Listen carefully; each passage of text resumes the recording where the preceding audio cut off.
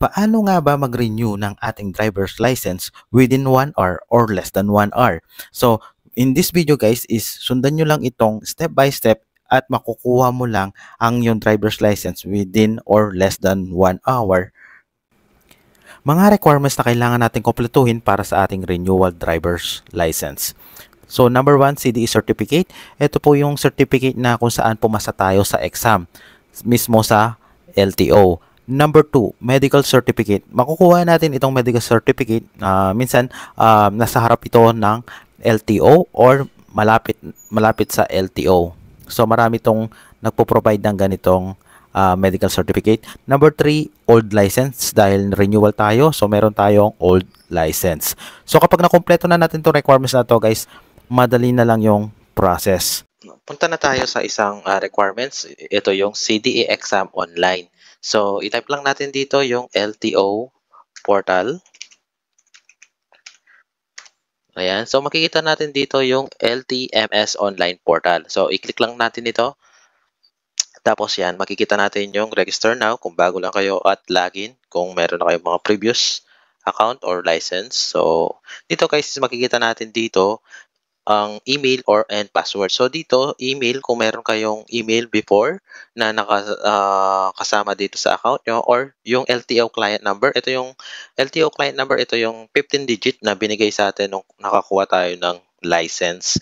So nandun sa ating papel yan. So, kung nakapag-update naman kayo ng profile nyo, is meron kayong email. So, kung wala naman kayong email, wala rin kayong, or nakalimutan nyo itong LTO client, is kailangan po natin pumunta sa LTO mismo para hingin ang LTO client number para po ma-access natin itong mismong online nila at para makapag-take tayo ng exam. So, ayun lang po yung dito. So, login na po tayo dito.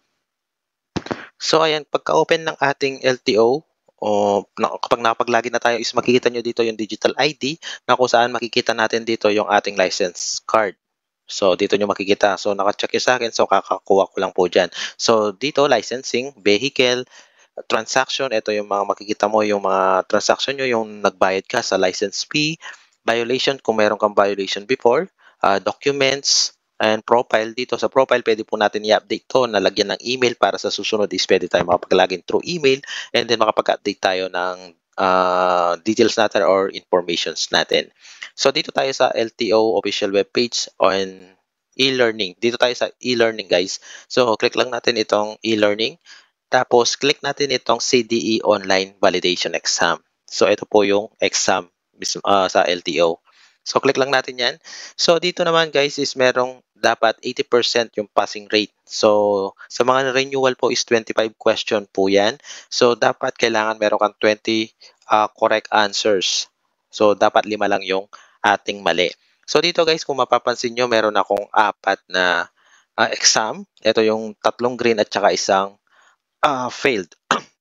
Ito yung bagsak. So, dito guys, share ko lang sa inyo. So, dito sa tatlo, 88, 80, at saka 64, is nag-take ako dito sa bahay. Nag-aral ako dito. So, nung unang exam ko is 88, tapos 80, tapos 64, pababa. So, dito guys, itong tatlong ito is tinandaan ko yung mga questionnaire and then mga answers. Kung napapansin nyo is May 5, May 5, May 5. Dito yung time na nag-aaral ako.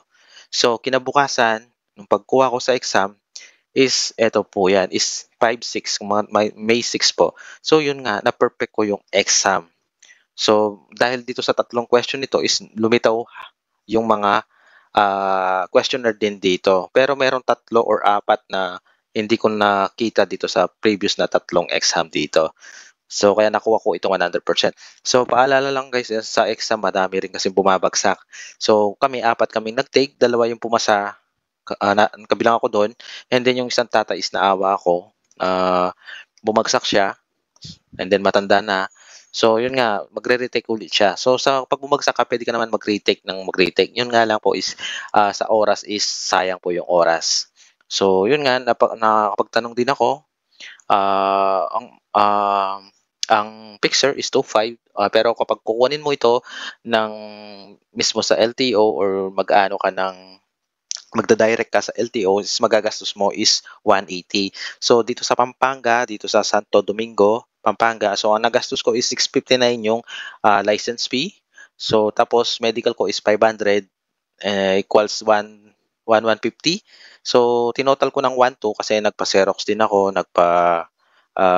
print ako. So, umabot din ng 1,2. Pero kung tutuusin mo, yung singil nila sa labas, picture, is 2,5. So, hindi sila bumababa doon. So, after that, guys, pwede nyo naman pong i-click yan, mag-take kayo ng exam dito.